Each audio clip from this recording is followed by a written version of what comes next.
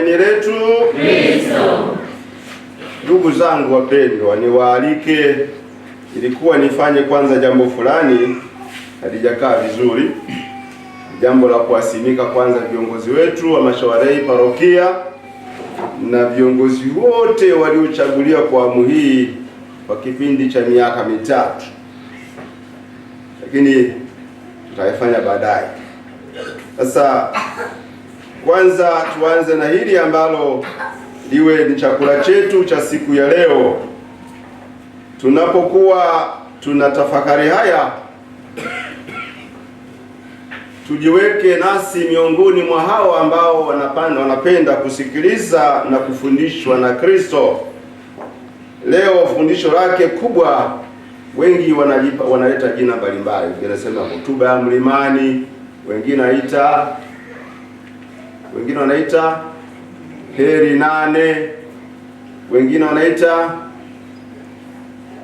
mafundisho ya msingi, mwongozo wa Kikristo. Kuna majina mbalimbali kila moja ambayo ungependa kuiweka, lakini ni muhtasari mkubwa sana wa mafundisho yote ya Yesu Kristo. Baada ya kuwaita wanafunzi, kuwachagua mitume, anapenda kuwapa mwongozo. Nimesema ningetaka kufanya mwanzoni labda wakati viongozi wetu katiba ya uongozi kwa miaka hiyo mitatu waliopewa, wakati katiba, lazima kwa ujumla wetu tukusanyika hapa mlimani Isenya pamoja na nyinyi wageni. Sasa mmekuja tena kusikiliza haya. Kama mlikuwa mjashiba, mshibe tena leo.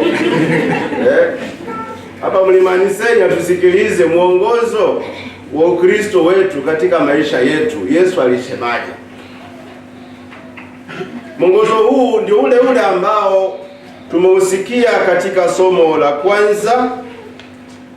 Kadiri ya mpendo wetu ametusomea vizuri sana kitabu cha Sefania. Na ndio hayo ambayo Paulo mtume anakumbushia katika somo la pili.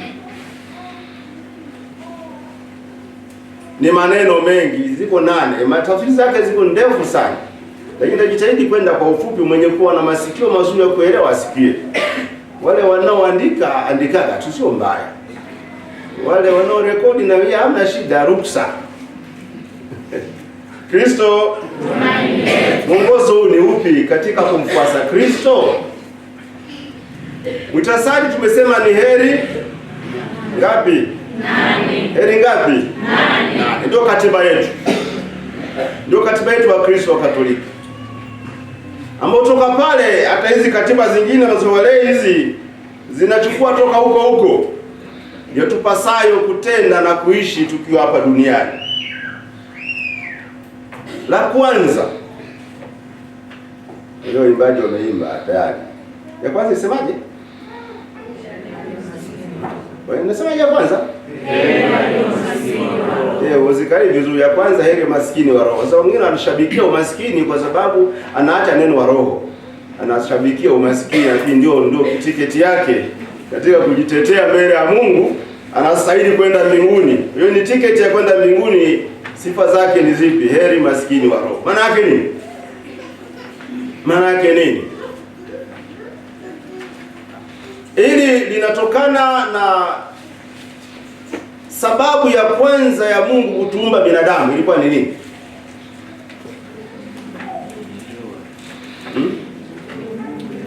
Kwa nini Mungu alituumba? Ziko sababu ngapi?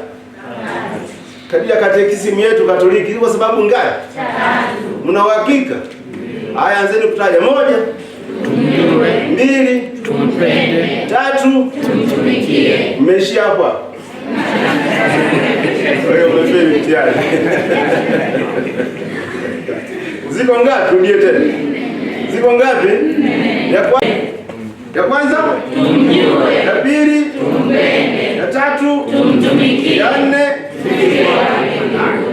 katika sababu hizo 4, inayoanza namba 1 ndio heri wa maskini wa roho. Tafsiri yake inakuwa nini? Yesu anataka kusema mwanzo wake wa kazi kwetu sisi, na mwanzo wake wa kazi jambo gani? Atuambie, atuhamasishe, atuchochee ndani ya nafsi zetu. Jambo gani? tuwe na mwelekeo wa kumtafuta Mungu. Maskini muhitaji. Kristo, maskini ni nani? Muhitaji. Katika ulimwengu wetu tunafahamu maskini ni nini, na mahitaji. Ingawa sasa ukienda ndani zaidi wagundua katika uhitaji kila mmoja anahitaji. Hata anajiita tajiri anahitaji. Kristo, kwa maskini ni muhitaji.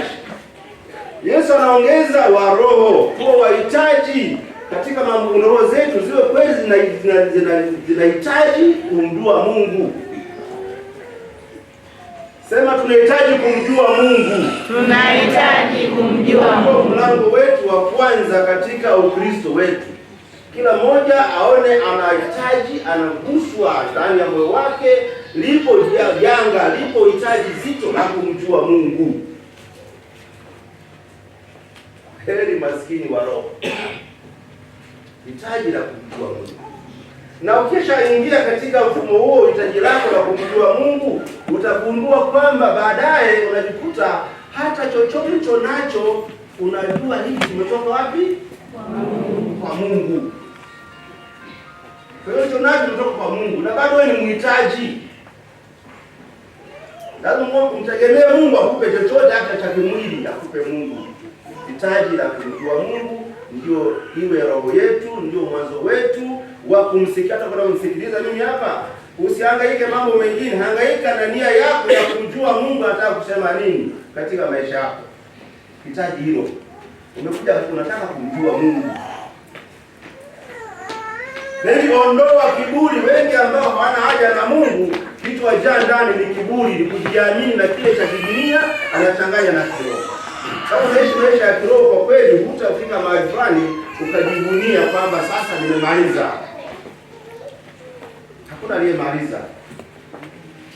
Kristo, tuna umaskini na hitaji letu la kumjua nani? Mungu. Hayo yaliongoza katika Agustino katika maisha yake, akajikuta anatamka maneno mazito. Nitatulia mpaka nikutane na nani? Hata sisi tusitulie mpaka tumjue Mungu, mpaka tukutane naye Mungu. Ndio msingi wa heri ya kwanza unajengwa katika malengo yale Mungu aliyotuumba tujue. Na sisi basi tuwe wahitaji wa kumjua Mungu. Tenda haraka sababu nimesema ni mambo mapana sana, lakini tuvumiliane. Na pili, ambapo sasa hayo ukiwa umeingia tayari kwenye uhitaji wa kumjua Mungu, kama umeingia tayari kwenye uhitaji wa kumjua Mungu, haya mengine yanawezekana. Ukiondoa la kwanza, haya mengine hayawezekani. Kristo, ukiondoa la kwanza, uhitaji wako kumjua Mungu, hata kama unaimba sana, lengo ni lile, umjue nani? Mungu. Mbele huko taanza kumtumikia, kumpenda, sawa, lakini hilo la kwanza. Na pili, anasema heri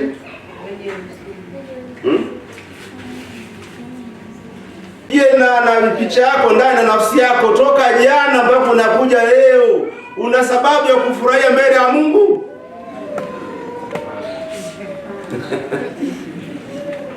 Uso wako umepaka mafuta, huku ni uso umepaka mafuta. Ndani ya moyo kuna mafuta yanayokufanya wewe ufurahi. Wale siku hizi hata misibani tunaenda, tunavaa nguo nzuri. Wale wanakiuso wapendwa wangu, wanakiuso watani wangu wale, wanasema muone naye yule. Ndio Mungu anakupa msibani hiyo.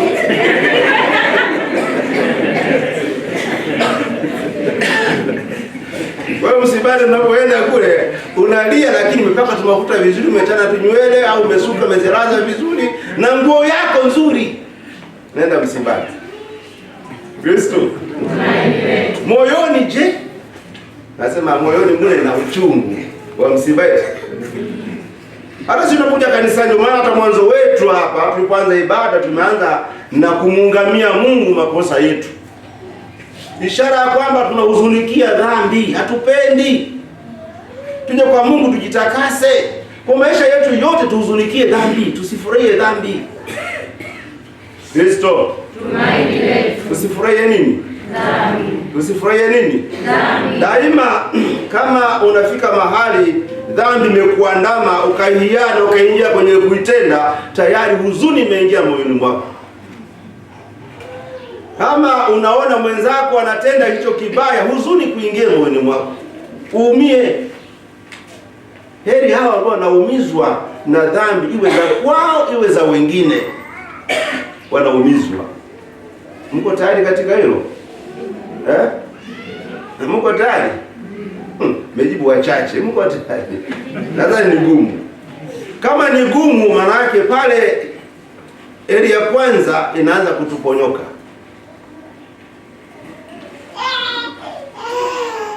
Ile heri ya kwanza na kutuponyoka. Ilisemaje heri ya kwanza? Kwa maneno mengine ya kwako ni kutengeneza. Ilisemaje neno heri ya kwanza? Hitaji la kumjua Mungu. Tumesemaje? Maskini ni mhitaji. Tuwe na hitaji la kumjua Mungu. Kama unamjua Mungu na mtafuta Mungu, maana tayari Mungu hapendi dhambi. Na kama unaingia kwenye dhambi na mwenzako ni kwenye dhambi, huzuni, uchungu, maumivu. Kristo, tumaini letu. Ni taratibu tutafika mahali. Tutafika mahali tuelewana. Ya tatu, au umeshika misara wewe, somaga tu. Anasema heri wenye upole. Sasa kumbuka hiyo. Wapole. Maana yake nini kuwa mpole? Kuwa mzube.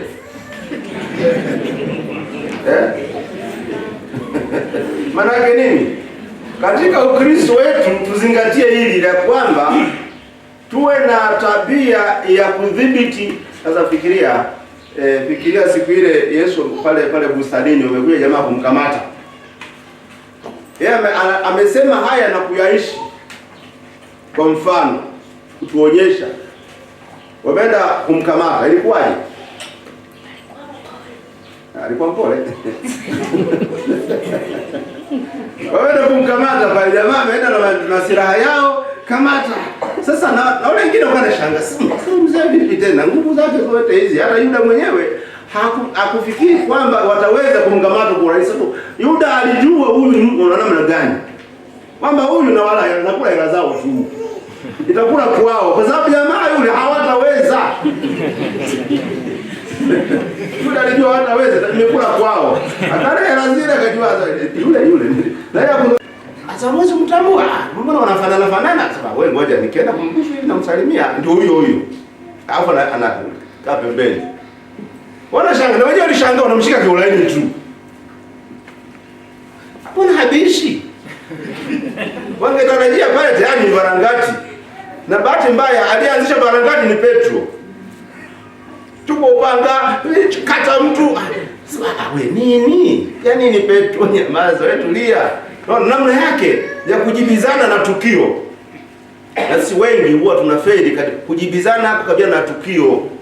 Dhibiti hasira yako. Kristo, tumaini letu. Tumia nguvu ya kuitafuta hekima na busara kwenye kukabiliana na tatizo. Tumia nguvu ya nini? Ya hekima na nini? Na busara. Sio nguvu ya hasira. Na wengi wanatumia hasira unafeli mwishoni. Wewe kumbuka lolote lililokukuta katika maisha yako, uliingia kwenye janga fulani, hasira ilipotumika ndipo ulipoharibu mambo. Lakini ulipoimba wimbo ule, wimbo mnaimbaje wanakwaya ule? Wa kimya kimya. Unafahamu? Jamani, penda nyimbo za wenzenu jamani, wale wa kimya kimya ule. Sema neno tu mnataka wimbo unakuja kichwani, kwa kimya kimya unaenda. Nianzishe mimi? Yes wanakwaya.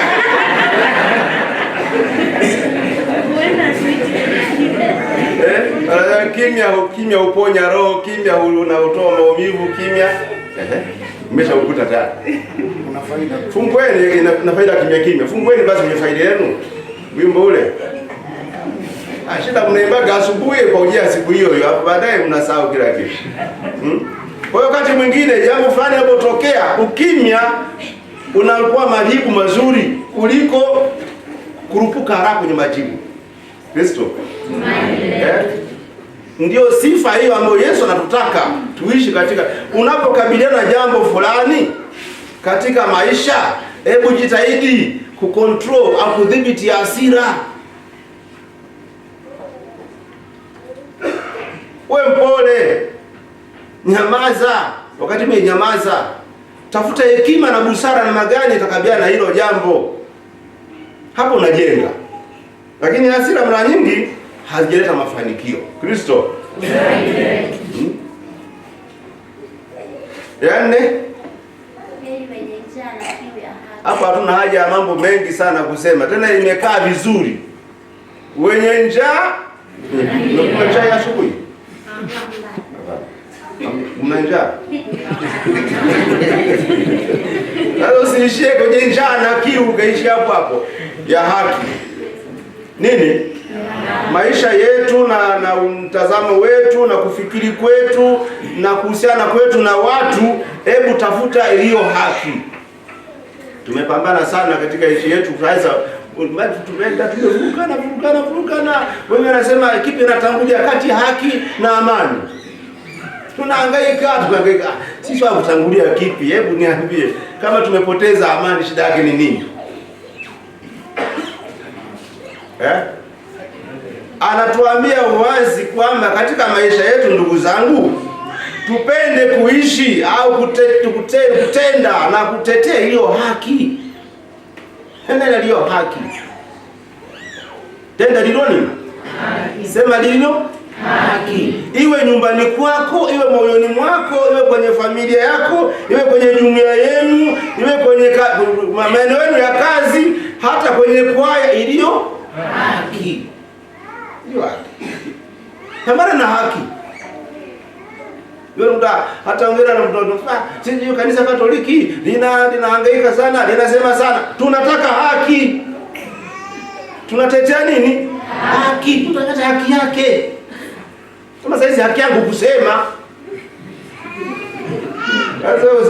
Sasa baadaye ni haki yangu niseme haya. Kwani nifiche ukweli? Kwani nifiche ukweli? Na haki ni ipi? Mmoja ameandika, mtu maarufu sana ameandika, amesema saa hizi haki, watu tujua haki iko mahakamani. Kumbe mahakama iko likizo. Sasa mahakama imeenda likizo na haki yake. Wasema haki iko wapi? Wewe kamata mtu, haki yake itakuwa mahakamani. Wewe huyu ni mtuhumiwa. Anatuhumiwa kwa kosa la kuiba au kuchochea watu. Sasa mahakamani ndio itatokea haki. Je, ni kweli si kweli? Sio? Sasa baada ya mahakama iko likizo. Imeenda na haki yake. Sasa unasema hapana, hii tumekosea. Haki iko kwa Mungu. Ndio maana haki ya Mungu. Haki ni ya nani? Sio mtu tena kumbe. Hii katiba tunaiweka sisi, tunaweza kupindisha tunapotaka sisi kwa ajili ya kutetea maslahi yetu. Naweza kupindisha kasentensi fulani na kupindisha na tafuta, madam wewe una elimu ya kutosha juu ya hicho kipengele na kutoa out. Rafiki wote waliofungwa magerezani pale wamefungwa wote walitenda makosa. Sio wote. Wewe pindisha sheria tu unaweza, mali mnasa ameshindwa kujitetea tayari ndani. Baada ya kusema haki kumbe wapi? Na haki ni yale ambayo Mungu angetaka, anapenda. Kama ulimjua Mungu mwanzoni pale, utajua anachotaka Mungu. Ndio maana sasa mapenzi yako Mungu yatimie. Anachotaka Mungu ndio haki. Na Mungu amepandikiza ndani ya kila mmoja kilicho cha haki. Unapopandikiza magugu mengine ndani ya moyo wako, baadaye unapoteza haki sionekane. Kristo. Tuwe watu ambao tunajisikia njaa, tunajisikia kiu kwa mtazamo huo, kwamba haki inapokosekana. Haki inapokosekana. kukosekana. Tujisikie kama unavyosikia njaa. Mwenzako anakosewa haki, jisikie ni kama njaa inakuuma au kiu inakukamata. Hivi kiu na njaa kipi kinauma sana?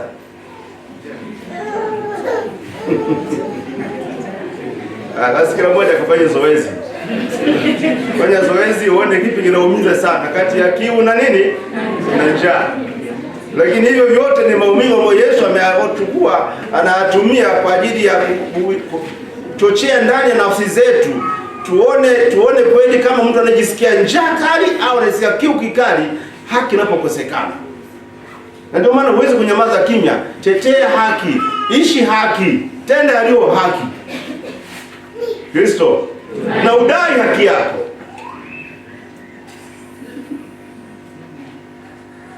Hapo tuache, maana hapo naweza kusema mambo mengi. Kaumiza watu mioyo. Bora umieti. Afadhali umenielewa wewe.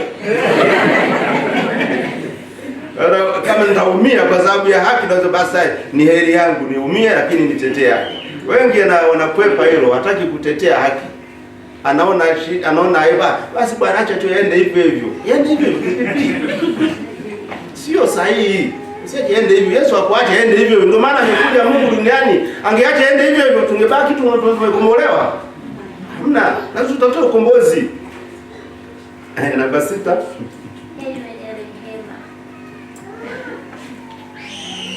Hiyo namba 5 namba 6.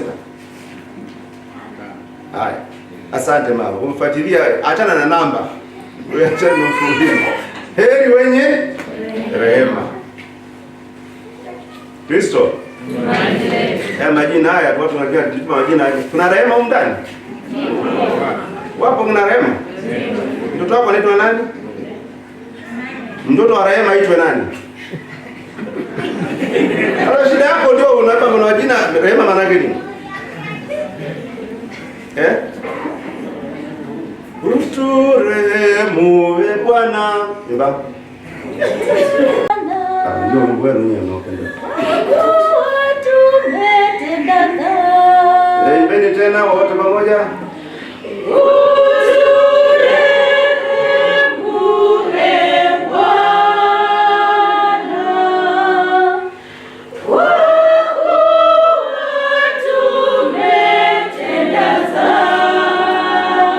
Rehema maana yake nini? Naweza kwa naimba tu hapo na tofauti tunaimba nini? Rehema maana yake nini? Msamaha. Tangu tunapoishi tupende kusameheana. Tupende kwa watu wa msamaha, watu wa huruma. Hata kina huruma wapo. Tuwe na huruma. Ukiwa mtu wa msamaha, ukiwa mtu wa huruma, kwa vyovyote utakuwa mkarimu. Kristo. Sasa rehema, anasema rehema. Yesu anasema heri wenye rehema maana watapata rehema. Heri wenye rehema maana watapata rehema. Tafsiri nyingine? Heri wenye kusamehe maana watasamehe. Mtoto wa rehema anaitwa nani?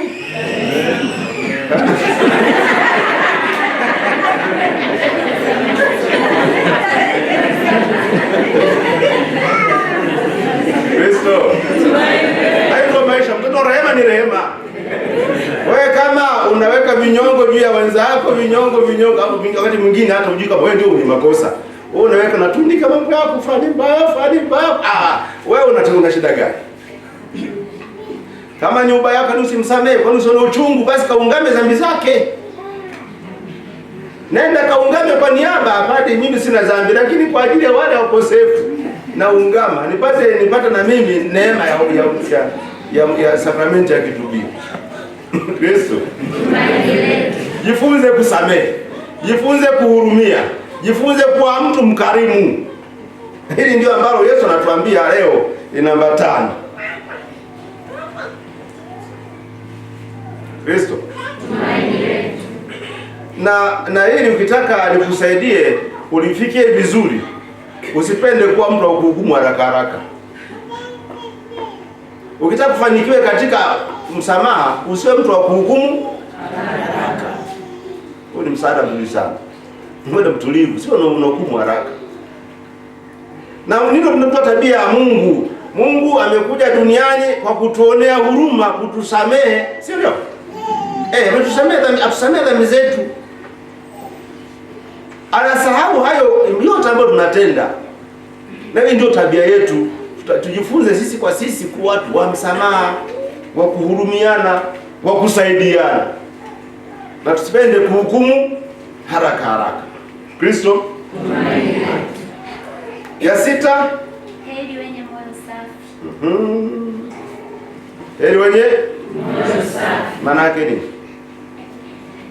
Ile unacheza na maana tu. Mambo mengine tuende mbali sana. Tucheze na maana. Toka hapo tusafiri, kila mmoja asafiri peke yake.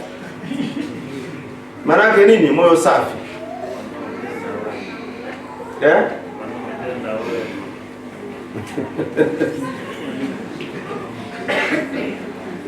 Kuwa na moyo safi ni kuwa na nia njema. Tuseme nia njema. Katika utendalo, katika unalowaza, katika unalosema, una nia njema. Hakuna hila ndani yake. Sio mnafiki. Kristo. Hilo ndio linalojenga moyo safi. Ndani ya moyo wako kuna nia iliyo njema. Mioyo yetu je, nia njema. Kuna mambo mengi unaweza kuyafanya kwa nje itaonekana watu hawaelewi na nini. Kuna nia njema. Kristo. Kuna nia njema, uongozwe na nia njema katika utendaji wako, katika kusema kwako, nia iliyo njema. Asiye na nia njema anaweza kasema hiki, kumbe anataka kupotosha, hata uingie kwenye shimo. Asiye na nia njema mnacheka saizi, kumbe ndani ume kama wala akina mama mkizocheka hapo, baadaye ungeuke mnakwambia eti anakuonyesha kwenye kisogo. Hawapo. Anakupeza. Daima tuwe na nia iliyo njema, tutafanikiwa. Mlango wa kwenda mbinguni unatafutwa na nia iliyo njema. Iliyo njema. Nia iliyo njema ni ipi? Ni yale yanayompendeza Mungu. Ndani ya moyo wako na unachotenda kinampendeza Mungu, angefurahi. Sio furahi. Sio unaimba eti unaimba nimerudi tena. Sawa, wewe tuje tuanzenya tumerudi tena. Lakini yako njema ndani mle ndani ni nini? Nia yako njema. Kumtambishia maana sasa nimekuja tena kuonyeshea au? Hapana, najua ni hivyo. Niwatumia tu, niwatumia. Ni kibao changu cha lakini ndani ya moyo, Mungu nimerudi tena kukuimbia, kukusifu, kukutukuza. Sio furaha nione. Ndio tatizo wengi. Unajua ni kama mavazi unavaa kwa ajili ya Mungu au kwa ajili ya mwingine? Akina dada, niwende mtaza tu kwa ajili ya nia iliyo njema ndani ya nafsi yako. Nia njema upendeze, sio? Unampendezesha nani? Hata Mungu hapendi uchafu. Isiwe nia njema fulana nione. Nia ni njema hii. Yule fulani aingie sehemu tu kwamba nisimkwaze mwenzangu, kwamba ninakaa karibu naye na nuka. Nisimkwaze mwenzangu, ndio ka perfume kidogo kwa mbali. Na wewe ukizidisha nini na mbaya eti. Nia yako njema ni nini ya perfume yako? Nia yako njema ni nini? Daima tutende kwa nia iliyo njema. Sio kunafiki. Natoa sadaka kwa nia njema. Au kwa nini nimelazimishwa? Isio kuonekana jina langu hili halijachangia chochote. Nia iliyo njema. Na sisi tunaosimamia habari hizo za utendaji wetu, tunasimamia kwa nia iliyo njema. Kumsaidia na mwenzangu naye aone anapaswa kufanya hiki zaidi kuliko hicho. Nia njema. Daima yaliyo nia njema. Kristo tunaelekea mwishoni eti. Bado.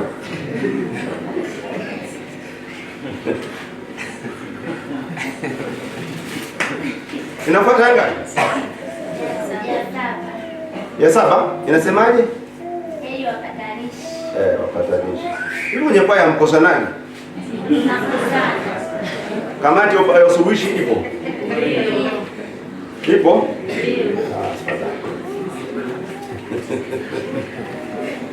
Heri yao hao wanaokuwa wapatanishi kati wanaokosana. Anataka kusemaje Yesu? Katika maisha yetu katika Ukristo, kwa vyovyote vile kuna kukwaruzana. Lakini atokee mwingine, iwe ni mimi iwe ni wewe. Na ile unajua kuwa na kamati ya usuluhishi pale kuna kazi mbili. Hivi mwanakamati mwenyewe akifanya yasiyofaa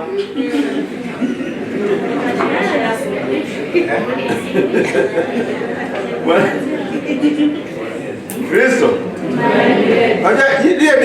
Ni utaratibu tunaweka hivi kamati hii, lakini kila mmoja ajengeke awe na hali hiyo. Kupatanisha, uwe tuna tabia ya kutochukua chanzo cha migogoro mahali. Kutokuwa chanzo cha mikwaruzano, chuki.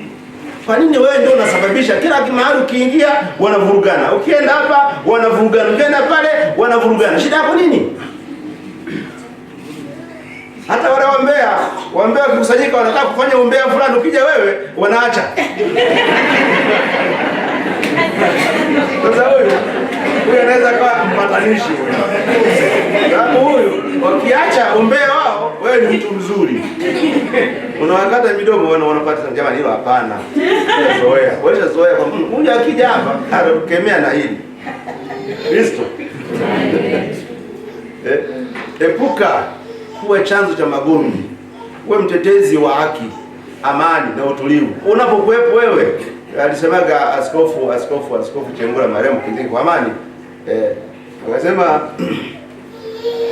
kwenye parokia zenu pendwa, kukiwa na watawa, alisema askofu, sio na dada nakumbuka.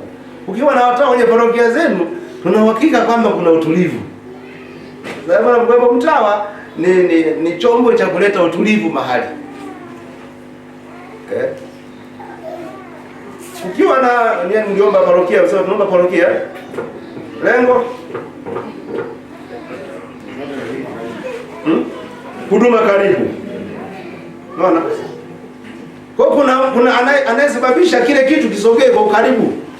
Kinachokosekana. Kama kuna magomvi,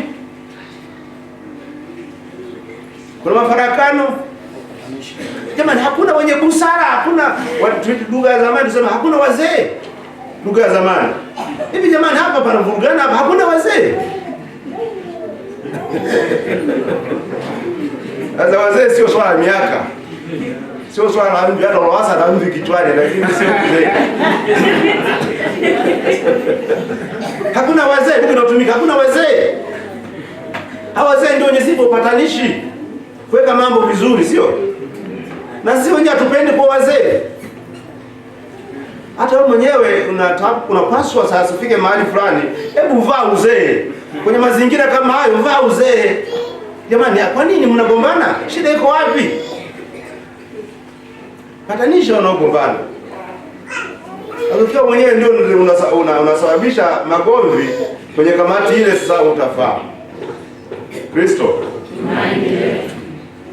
Ya mwisho? Ya 7. Ya 7. Heri wenye kufunga kwa ajili ya watu. Ndio ya 7 ya Mungu. Wewe hata tumalize. Wewe unasema ya ngapi? Heri ninyi watakapowashtumu na kuwaudhi. Sasa katika mfululizo naona Yesu alivyoanza na mafundisho yake. Ameanza na hamu ya kumjua Mungu. Kristo. Ameanza na ile hitaji la kumjua Mungu, hitaji la Mungu katika maisha yetu. Ukivaa hitaji la kumjua Mungu, ukivaa vizuri koti lile au shati hilo, sio suruali hiyo sasa, na ndani hata suruali eti, au gauni hilo, ukivaa vizuri lile, uwe na hakika kwamba haya mengine yatakuwa mwiba kwako. Si mnanipata? Ukivaa vizuri, heri ya kwanza. Haya mengine ni miiba ya kukuchoma, ni miiba, kwa sababu katika ulimwengu wa sasa hutachukuliwa vile vizuri, hutaeleweka. Katika ulimwengu huu hutaeleweka. Nyerere alipofika wakati inabidi tugombee na Idi Amin, alisemaje?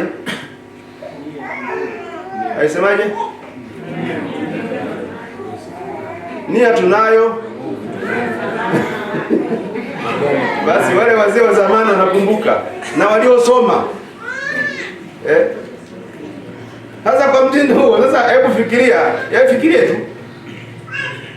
Angepaswa ufanyaje kama ungekuwa wewe? Angepaswa ufanyaje kama tungefuata hivi vizuri hizi? Angeishi heri za Yesu Kristo, ungefanyaje kwa Tanzania?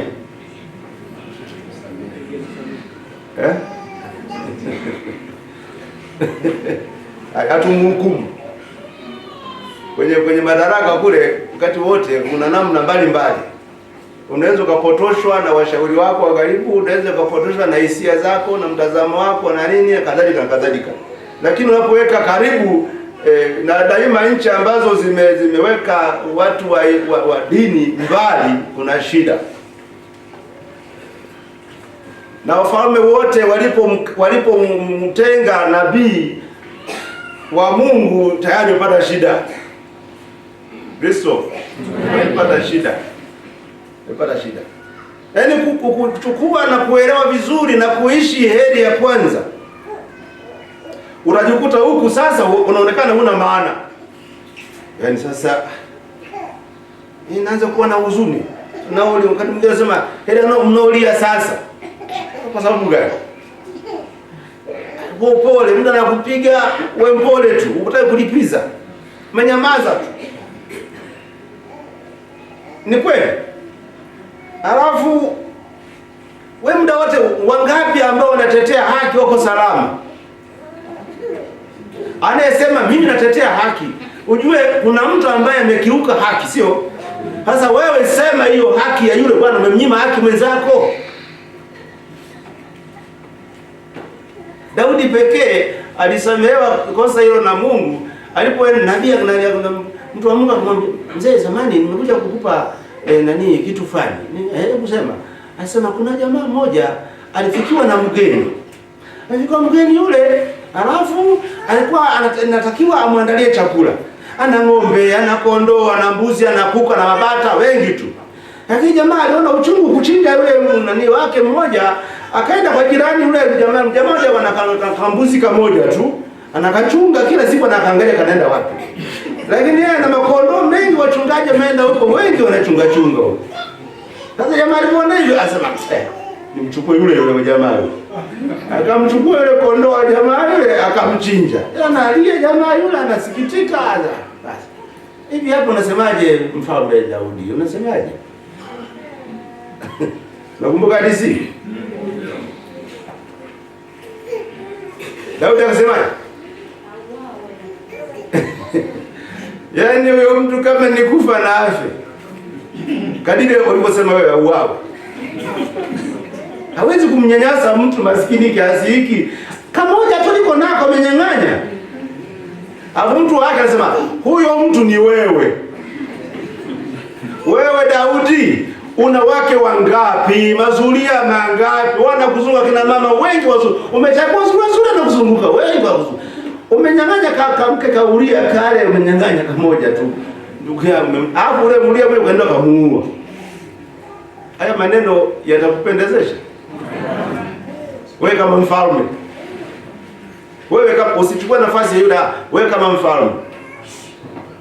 Hapo kwenye kusema leo haki ni ngumu. Na huyu nabii alijitosa kweli kwenda kusema ukweli. Huyu ilibidi pale barakatwe. Huyu kamata huku mkata kichwa. Na wote wanaokuwa wanatetea haki ni ngumu sana kustahimili.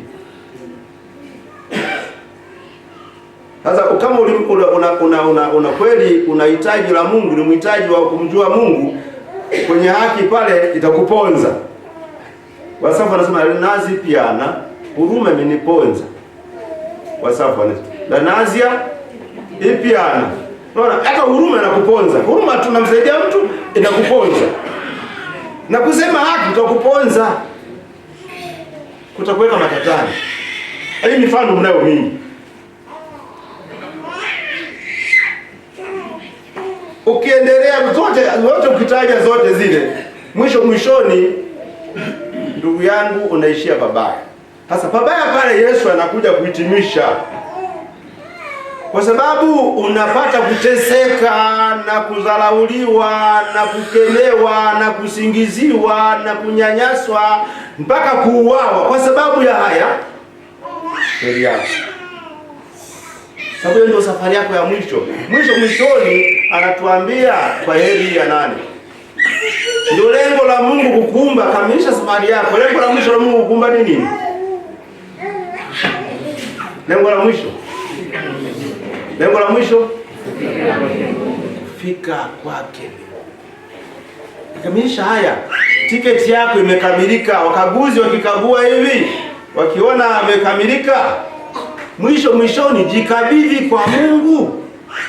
Katika haya yote ambayo yanakuwa ni magumu yanayokupata, jikabidhi kwa nani? Anachekesha mtu mmoja. Sasa ya padri na kusoma kwenu mnasoma alafu wanawasumbua Wakristo, wanaambia wala hata shule vizuri mtasomea hawana habari. Wanawasumbua mara hiki. Au yuko kimya tu, shida yenu nini? Unashindwa kumtundika wewe kwanza leo usikomuniki. Ndio kutundika wewe kwanza leo usikomuniki. Bwana hata ukienda kwa askofu usinikwambie usikomuniki. Unapia sasa haya na kukomunika na dada tunabeba dhambi yake. Nini? Sasa shida ni nini? Ni mwanzo ule. Wahitaji wa kumjua Mungu. Haya yote ni rahisi kuvumilia. Kristo. Naanza kuchoka. Au yanawauma. Nenda katafakari kwa makini, chunguza moyo wako, ulete vizuri, ona mwongozo Yesu anatupatia. Huu ndio mwongozo ambao sasa umejenga hata hii katiba yetu ya mashauri imejengwa katika mwongozo huu. Namna yetu ya utendaji na maisha yetu tufuate katiba hii ambao ni kipengele muhtasari wa katiba hii ambayo Yesu anatupatia. Na sisi viongozi ambao tumechaguliwa naomba tufuate mwongozo huo. Na sisi waumini tuwachagua viongozi wetu tufuate mwongozo huo. Ili parokia yetu iende vizuri, kila mmoja apite kwenye hiyo reli. Kristo upite kwenye nini? Kwenye reli. Sasa kama unaweza, hebu jitahidi katika hizo reli nani? Ni ipi kwako ambayo unaona imeingia vizuri? Kwa kujipendelea au kwa kujisaisha? Kwa kujipendelea au kwa kujisaisha? Wewe chagua tu yote ile. Kama ungeweza kumweleza mtu, ipi unaipenda? Zote ni lazima. Ipi ambayo inakugusa? Kwa kujipendelea au kujisaisha? Wewe ni mhitaji wa Mungu? Ya pili. Ya kwanza nimesema ni mhitaji wa Mungu, ya pili. Sio some.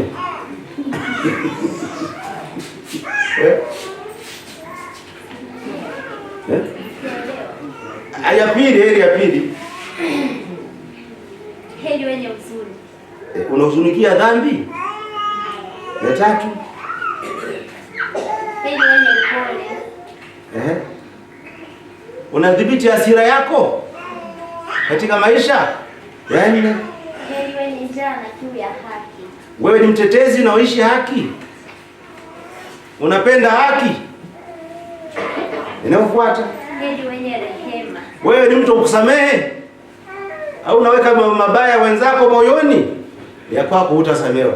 Inayofuata. Heri wenye moyo Tumesema usafi maana gani? Una nia njema moyoni mwako. Kwa nini unafanya na nia njema? Heri wapatanishi. Wapatanishi. Hii inaeleweka vizuri? Au ni chanzo cha magomvi? Ukiwepo wewe tayari kila wakati wewe ni wewe tu. Heri wenye kuudhiwa kwa ajili ya haki.